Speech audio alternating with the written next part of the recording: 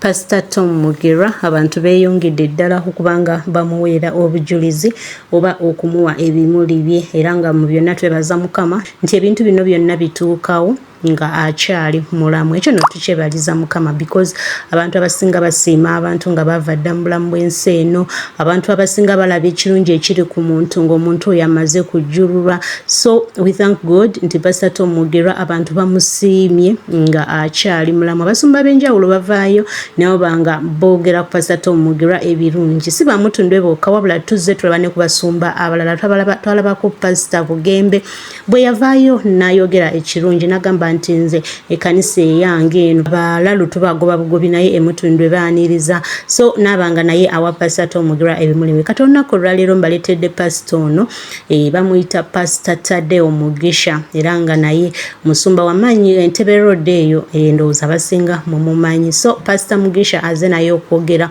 ku Pastor Tom Mugerwa olw'ebyo ebirungi byamuyigiddeko era ebimuwanguza mu bulamu buno eno. Aze n'agamba nti Pastor Tom Mugerwa ye muntu eyamuyigiriza okubuuza Katonda. N'agamba nti Katonda tayagala bantu nga tebamubuuza. Buli ky'oba ogenda okola mu bulamu sookanga obuuze Katonda. Gwe kennyini osobola okera ku makya ne weesalirawo ky'osazeewo nti kino kye njagala okukola, naye kiba kya buvunaanyizibwa nnyo era kiba kya magezi nnyo okusooka ne weebuuza ku Katonda, kubanga Katonda asobola okwanukula ogenda mu maaso nakyo oba okubanga okireka emabega. Era Pastor Deo n'agambye nti kasita yakola ekintu bwe kityo ne kimweyolekera ne mu kirooto nga kimulaga nti ebintu abikoze naye ali selfish bingi, alina emboozi y'ennene jaze okubanga atunyumizaako gye sisobola nate kubanga nkumalirayo. Kale wano wennyini nzikiriza mbeere nga mukuwa naawe obeere nga weewulira ku bujulizi buno era owulire ne ku musajja wa Katonda ono ebirungi byayiga ku Pastor Tom Mugerwa ebimuwanguza mu bulamu bw'ensi eno. It's life in Christ. Don't forget to subscribe and like. Nawulira enjiri. I heard of the gospel. Emutundu lwali lwakusatu. It was on a Wednesday evening. Regular 2019. Pastor Tom n'atuyigiriza okubuuza Katonda. And taught us about inquiry. N'atusomesa. And taught us Katonda akyawa abatamubuuza. God hates those that don't inquire from him and those that don't seek him. N'atusomera olunyiriri. And read for us a lwali mu scripture. Zephaniya essula esooka. In Zephaniah chapter 1 olusooka verse 1 paka ku lw'omukaaga. until verse 6. Mukama akyawa abantu God hates people abatamunoonya who don't seek him n'abatamubuuza. and those that don't inquire from him. N'atuyigiriza okubuuza Mukama. And taught us how to inquire from the Lord. N'atugamba buli muntu ddayo osabire. And told us everyone go back home and pray. Enkeera ku lwokuna ne neeyawula nzekka. I consecrated myself alone. Emmotoka yange. I drove my car. Nengera prayer mountain. I went to the prayer mountain. Mbuuza Mukama. I inquired from the Lord. Nkole business. Which kind of business should I Bino do? byenkugamba. What I'm telling you, Sibikopa. I didn't copy from anyone. Sina gye mbijamba omanyi mukitagizibwa ati. I didn't copy from Nkugamba anyone. ebinfudde kyendi. I am telling you what has made me. Era mu kirooto. In the dream, Nka Katonda ampita. God called me. Pastor Tom yajja ewaka. Pastor Tom came at home N'aŋŋamba bw'ati. and told me like this. Oyize ebintu bingi. You've learned a lot of things, naye obikozesezza kwegaggawaza wekka. but then you've used these things to make yourself rich alone. Era mu kirooto n'agamba. In the dream, he told Kubanga me, ogaanye obigamba abantu. for you I refuse to tell Ngenda others. kuggyako omukono. I am going to release my hand from you Kubanga ntya nnyo obwavu. because I fear a lot poverty. Enkeera nazuuka nayita pasita. In the morning, I called myself Musumba. Ngamba kati giwunye.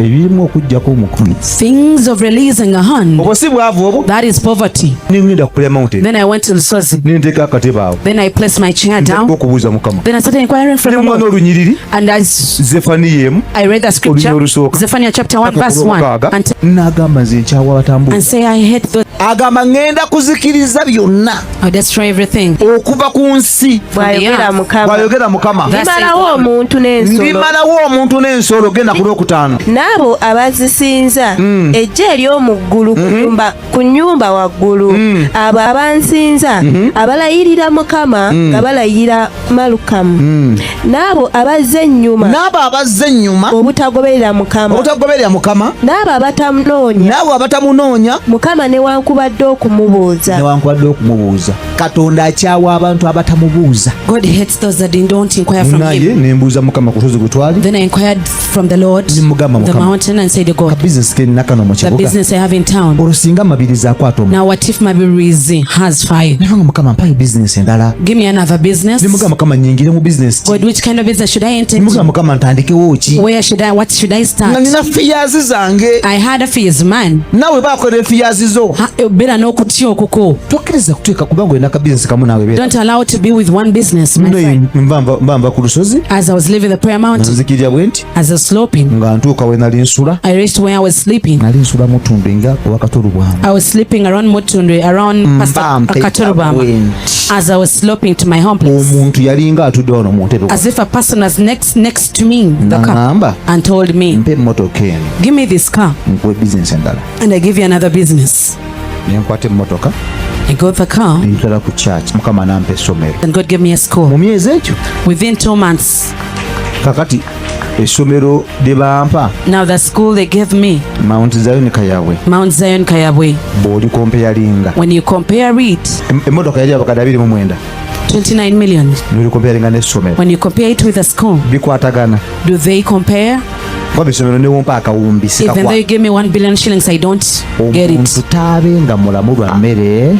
Person shall not live by bread only, but even by the word of God. Saabuuza. If I did not inquire, gamba naye bawubuuza ku Mukama. tell mulirwana, inquire from the Lord.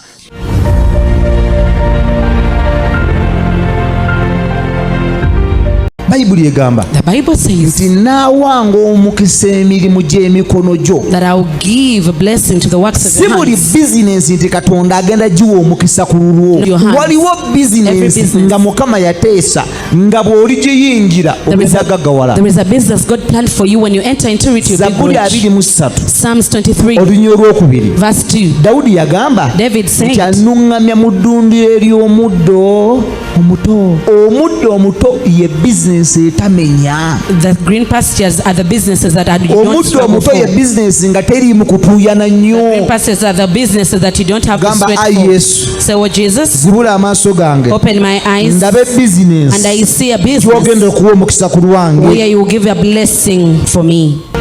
Ffe twaliwo wali omwaka oguwedde waggulu. Last year we were there up. Simanyi baani abaaliwo. I don't know how many were there. Simana Sasulu n'ayimirira. Pastor Nasasura stood N'atugamba mbu Mukama awadde bizinensi. and told us God has given you a new business. N'atugamba mugende China. Go to China. Nali naakamala wiiki ezo I'd spent 3 weeks nga buli kiro every night. mbeera bweru I could get out mbuuza Mukama inquiring from the Lord. mpaayo ekituli kya ssente ekirala. Give me another gap of money. Ate musumba ono yanjulira mujulizi wange. This pastor is my witness. Nabeeranga naye ku Karamero nga tunywa I chai. used to stay with him at Caramel to Mugamba take tea. musumba Desemba mpisa He said, bubi. Pastor, December I'm so broke. Ngeri gye mbeera mu masomero. The way I'm in schools, Desemba oyo that December amasomero gaba maggale. schools are closed. Musumba mbeera yala.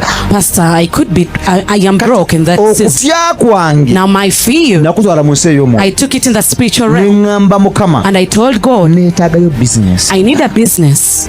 Neetaagayo omukutu omulala ogumpa I ssente. need another stream of money Nga gwo teguliko sizoni. without season on it. Bannange Katonda yawulira. God heard my prayer N'atugamba mugende China. and told us to go to China. Musobole obuviiri. Go and trade for the weeks. Yakumanya Katonda yeewuunyisa. God is so amazing. Obuviiri Katonda bwe yatuwa The weeks God gave us. mu Desemba mu Olwo'kumuyigiriza bwe businga okukolera. That is when it is so high demand. Christmas time Christmas, buli mukazi every lady, ayagala kwambaza mutwe gwe. they want to put on the wigs on the heads. Oba guli mu ki agamba nze ngwagalako wiigi. I want the head with a wig.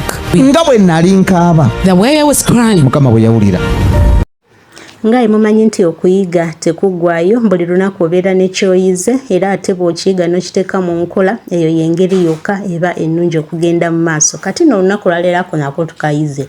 I personally nange mbadde sikamanyi, wabula nga olunaku lwaleero nkayize nti Mukama Katonda yeetaaga okumubuuza. Buli kimu ky'oba ogenda okukola olina okusooka okwebuuza ku Mukama Katonda n'aba nga akuwa go ahead okukikola oba obutakikola. Bangi tufuna ebizibu bya njawulo n'oba nga buli wofuna ssente boti ebizibu ne biyiika, oyo yenna abeera sitaani akulwanyisa. Naye singa oba weebuuza ku Mukama Katonda ndowooza oba osobola okuba nga okiyitamu. So kiba kikulu nnyo twennaffe tuyige okuba nga twebuuzanga ku Mukama Katonda mu buli kimu kye twagala na buli kimu kye tukola, olwo ne bwe tujja okuwangula mu bulamu bw'ensi eno nga Mukama Katonda ali wamu naffe. Wano wennyini nno sigenda kubanga nsukkawo olunaku olwaleero, yo yabadde Pastor Mugisha, mumuwulidde bulungi ebintu ebyatandika omutambulira obulungi kasita yayiga okwebuuza ku Mukama Katonda. Alina n'essomero lyagambye nti mu kaseera kano ne wovaayo ng'olina kawumbi tasobola kulikuwa olw'ensonga nti yamala kwebuuza ku Mukama Katonda n'abanga afuna essomero eryo ate nga liri mutwalira ddala bulungi nga bwe yakibala. Kale wano wennyini nzikiriza nkusiibule. Don't forget to subscribe just in case you're new here.